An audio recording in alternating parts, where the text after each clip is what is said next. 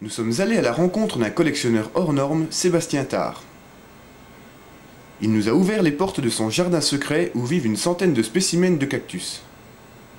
Portrait d'un passionné. Donc, Sébastien Tard, bonjour. Bonjour. Est-ce que vous pouvez nous parler un petit peu de votre passion? Vous êtes passionné des cactus. Oui. Et est-ce que vous pouvez nous dire à quand remonte cette passion? Alors, il y a déjà longtemps, ça fait plus de 20 ans que j'ai la passion là parce que ma grand-mère, elle en faisait déjà. Elle faisait les cactus de Noël comme celui-ci. Elle faisait les petits comme je vais vous montrer. Celui-ci. Elle en a, des comme ça, elle en a plus d'un pot, puis je n'arrêtais pas de les toucher. Elle pouvait me taper les doigts avec une règle et tout, ça n'y faisait rien, je les touchais tout le temps. Alors maintenant, je peux en profiter d'en faire. Ça fait combien de temps que vous collectionnez alors? Ça fait 1 an. Et aujourd'hui, vous arrivez à combien de cactus? À 100.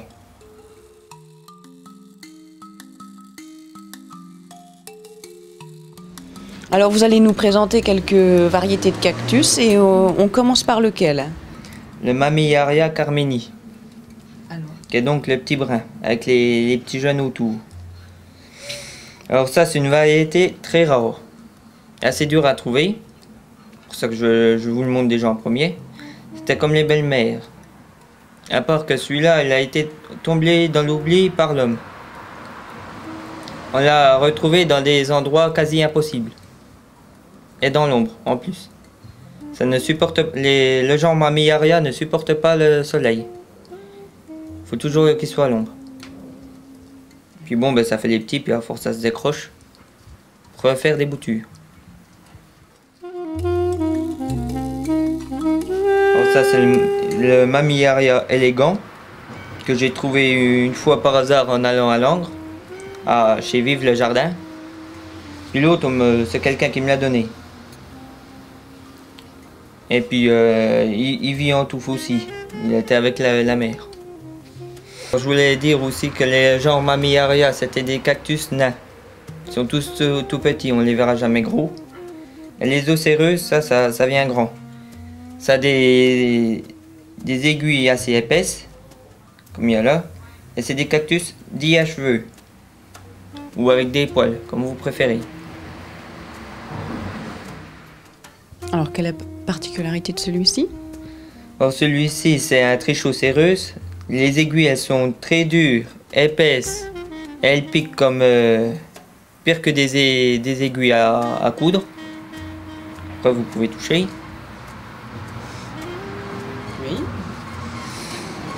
Puis ça fait des cierges assez gros. Aussi.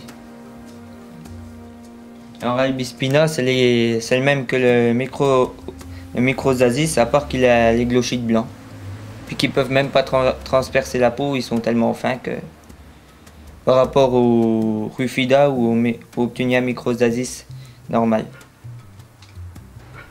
Puis quand les animaux les mangent dans leur pays d'origine, ça leur brûle les yeux quand il y a du vent.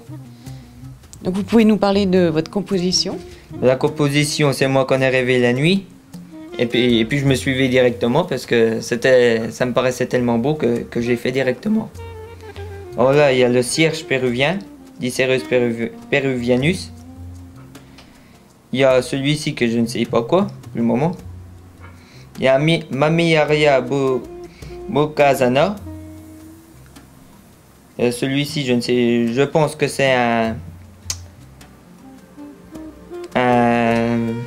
comme celui-ci là. Mais un myrtillocactus. Je pense que c'en est un, ça je suis pas sûr. Un ferrocactus. Un Echinocereus dilati. Un ferrocactus. Encore un. Un Parodia nivosa. Un Mamillaria senilis. Un Autocactus rutilant. Puis il y en a les deux là, je ne sais pas ce que c'est. Puis celui là, je ne sais pas non plus. Le petit jaune là, je sais pas. Et sur quels critères vous avez fait votre composition? J'ai fait ça pour mon plaisir, quoi. J'ai pas... Et vous les avez choisis en fonction de quoi? Par leur couleur d'aiguille et la beauté qu'ils avaient entre eux. Donc est-ce que au niveau des racines, comment ça va évoluer? Ben, elles vont toutes se mélanger. Puis si on veut en récupérer un, ben, il va falloir en sortir 3 ou 4 et puis couper les racines. Si on veut le récupérer tout seul. Donc, et ça pousse à quelle vitesse? Très très lentement. Alors là, il n'y a rien de plus lent. Un comme ça, il est 3 à 4 fois plus vieux que moi.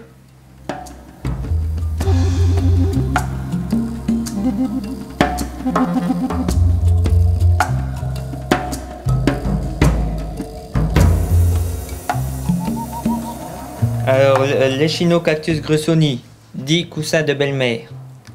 C'est une boule qui fait des fleurs très rarement et des graines très rarement aussi.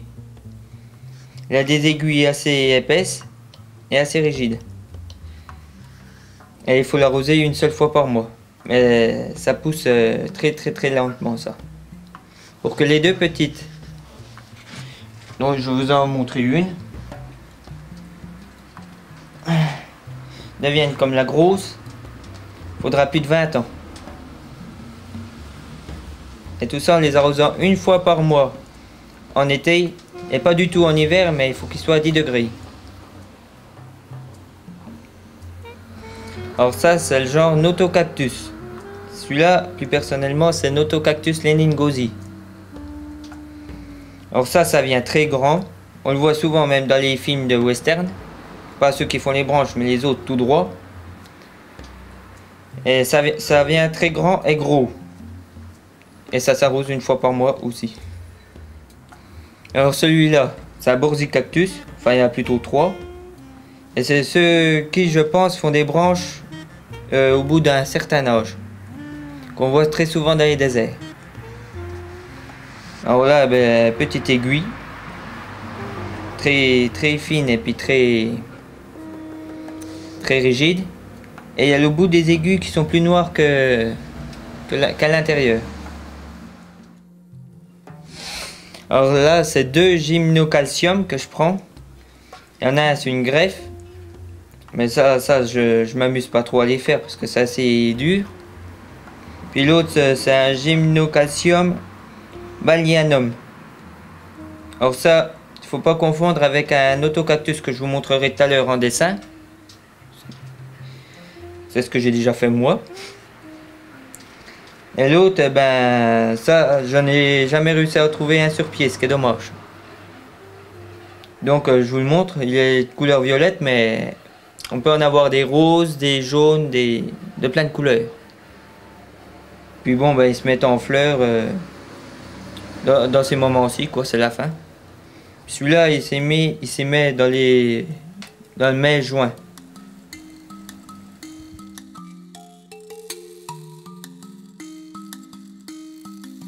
Il y a très longtemps, la terre était humide et chaude et les cactus étaient des plantes comme les autres avec des feuilles. Et puis le climat s'est modifié et les régions où ils vivaient sont devenues particulièrement arides et desséchées. Les cactus et autres plantes succulentes n'ont eu qu'une solution pour ne pas disparaître, s'adapter. C'est pour ça que chez les cactus, tout élément a son utilité. Les côtes, les tubercules, les poils abondants, les aiguillons épais et les racines charnues ont tous le même but, celui de résister à la sécheresse.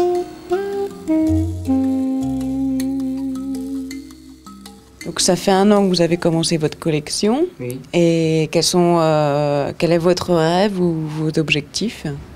Ben, ce serait d'en avoir encore plus. Encore plus de cactus mélangés.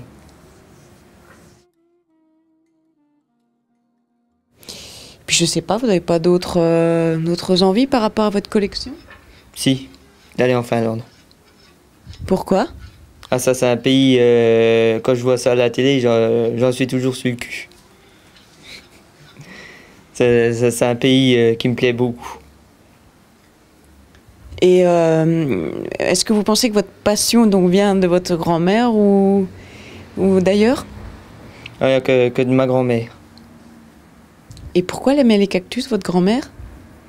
Ah bah ça moi personnellement, j'en sais rien. Soit c'est de elle, ou soit c'était encore de mon arrière-grand-mère. C'est quand même pas commun de collectionner des cactus. Est-ce que vous connaissez d'autres personnes qui font comme vous? J'en connais bien une, mais elle veut rester anonyme.